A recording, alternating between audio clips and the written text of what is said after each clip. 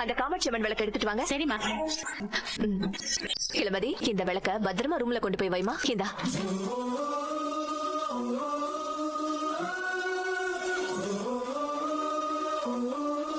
எங்க வந்து என்ன பேசிட்டு இருக்கீங்க?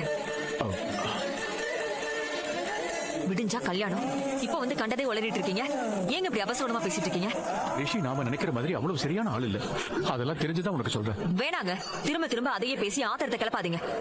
ஒரு பொம்பளையோட வேதனை வலி எல்லாம் இன்னொரு பொம்பளைக்கு தான் தெரியும். உங்களை மாதிரி ஆளுங்களால அதெல்லாம் உணர முடியாது.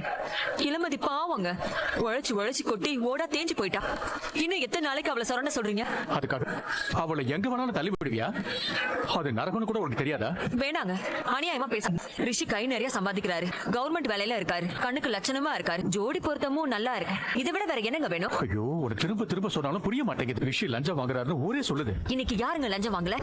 எல்லாரும் தான் லஞ்சம் வாங்குறாங்க. லஞ்சம் வாங்கலனாதான் அவங்கள பழக்க தெரியாதவங்கன்னு எல்லாரும் சொல்றாங்க. இங்க பாரு, நல்ல மரியாதை கொடுத்த காந்திமதி. காந்திமதி மனசே நிறைஞ்சு போச்சு. ரொம்ப சந்தோஷமா. காந்திமதி இந்த மாதிரி மரியாதை கொடுப்பேன்னு எதிர்பார்க்கவே இல்ல. வாங்க போலாம்.